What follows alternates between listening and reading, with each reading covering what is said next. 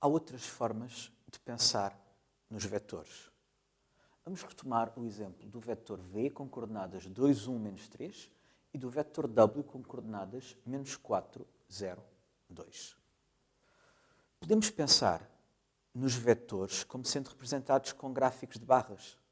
Portanto, aqui uma correspondente ao 2, ao 1 e ao menos 3, aqui correspondente ao menos 4, ao 0 e ao 2. Visto desta forma, o que é que significa multiplicar um vetor por uma constante? Significa expandir o tamanho de cada barra de acordo com essa constante. Por exemplo, 4v.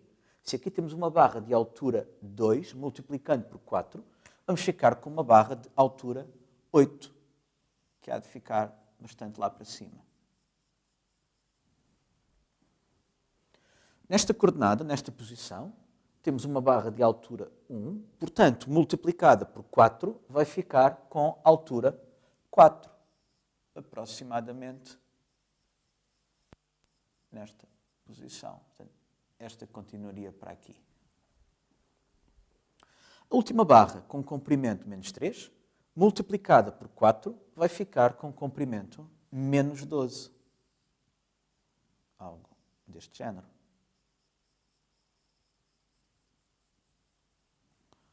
Portanto, temos as coordenadas do vetor, são 8, 4, menos 12.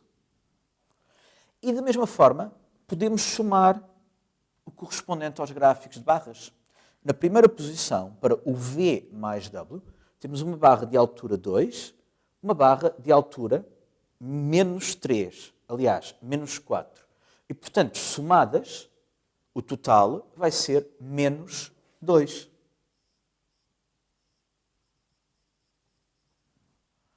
Na segunda posição, temos aqui 1, temos aqui 0, portanto, o total é 1. Na terceira posição, temos menos 3, temos 2, o total é menos 1. Este exemplo chama-nos a atenção para algo que é também interessante. É, de facto, se alguma das coordenadas for 0, fica só o valor ou a altura da outra barra. E, portanto, se todas as coordenadas de um dos vetores forem 0, é o mesmo que não fazer nada ao outro gráfico de barras. Ou seja, mais uma vez, o vetor nulo não tem efeito no resultado da soma. Ou o efeito que tem é ficar tudo na mesma.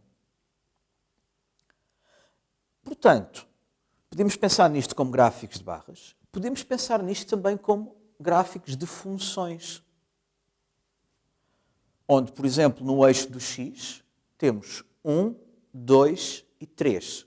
E, portanto, o valor da função no ponto 1 é o valor da primeira coordenada do vetor. O valor da função no ponto 2 é o valor da segunda coordenada do vetor. O valor da função no ponto 3 é o valor da terceira coordenada do vetor. E, portanto, naturalmente, se tivéssemos vetores com mais coordenadas, por exemplo, em R5, com 5 coordenadas, teríamos gráficos com 5 barras, ou teríamos funções com, além de terem o valor em 1, em 2 e em 3, tem o valor em 4, que dá a quarta coordenada, tem o valor em 5, que dá a quinta coordenada.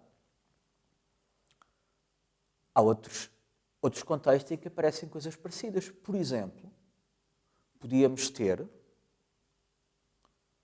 um polinómio 2 mais 1 vezes x menos 3 vezes x quadrado. Desde que as diferentes coordenadas não se misturem, o comportamento vai ser sempre o mesmo. Porque, no fundo, este coeficiente, o coeficiente de x elevado a 0, corresponde a uma coordenada, o coeficiente de x elevado a 1 corresponde a outra, o coeficiente de x elevado a 2 corresponde a outra. Portanto, aqui podemos pensar que temos uma função à qual damos qual é o grau, ou qual é o expoente de x, e nos devolve o coeficiente. Portanto, o valor em 0 é o coeficiente 2, o valor em 1 é o coeficiente 1, o valor em 2 é o coeficiente menos 3. E, portanto, pensando nestes termos, o polinómio que corresponderia a isto seria menos 4 mais 0x mais 2x². E qual é o polinómio que corresponde a multiplicar este primeiro polinómio por 4? É multiplicar cada um dos coeficientes por 4. Vamos ter 8 mais 4x menos 12x². Qual é o polinómio que corresponde a somar estes dois? É de novo somar os coeficientes correspondentes. Que é o coeficiente associado a x elevado a 0? 2 menos 4, ou seja, menos 2. Qual é o coeficiente associado a x elevado a 1? 1 mais 0, ou seja, mais 1x. Qual é o associado a x ao quadrado?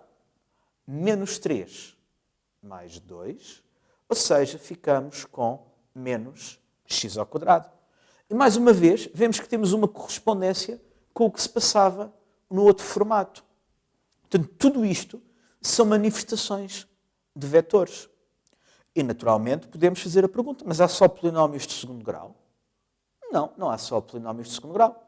Há polinómios, por exemplo, de quinto grau. Teríamos mais 3 coordenadas, para o grau 3, para o grau 4 e para o grau 5. Ou se quisermos pensar em termos do gráfico de barras, teríamos mais 3 barras. Mas também podemos perguntar, mas porquê que o grau tem que ser limitado? Não tem. Podemos pegar em polinómios, e é verdade que cada polinómio pode ser multiplicado por uma constante, e o resultado é outro polinómio. E também é verdade que tendo dois polinómios, a soma deles é outro polinómio. A que é que isso corresponderia em termos do gráfico de barras? Corresponderia a um número não especificado de barras, mas, atenção, um número limitado de barras. Não há polinómios de grau infinito. Cada polinómio tem um grau e, portanto, se tivermos um polinómio de grau 6, precisamos de ir até 7 barras. Temos de contar o coeficiente do expoente zero. Se tivermos um polinómio de grau 8, precisamos de contar até 8 barras. Até 9 barras, aliás. Significa isto que não há o resto das barras, que estamos a somar coisas com um número diferente de barras? Não, significa que no caso dos polinómios, a partir do momento em que chegamos ao grau mais alto, todos os outros coeficientes são zero. Bom, então se calhar também podemos pensar que isto também tem a ver com sucessões. Podemos ter a lista dos coeficientes todos, por ordem dos expoentes associados. E estamos a dizer que ter um polinómio é a mesma coisa que ter uma sucessão em que a partir de certa ordem todos os termos são zero. Bom, mas isso é um tipo de sucessão. Podíamos ter outros. Podíamos dizer que queremos todas as sucessões. O que é que seriam todas as sucessões? É gráficos de barras que têm uma barra para cada número natural. Para o 0, para o 1, para o 2, para o 3, para o 4, por aí adiante. E ninguém diz que tem que ser com números naturais. Podemos ter vetores que correspondem a gráficos de funções que a cada coordenada, a cada valor de x, tem uma barra. Ou seja, é o gráfico de uma função. Podemos somar funções? Podemos. Podemos multiplicá-las por constantes? Podemos. Portanto, tudo isso são manifestações de vetores.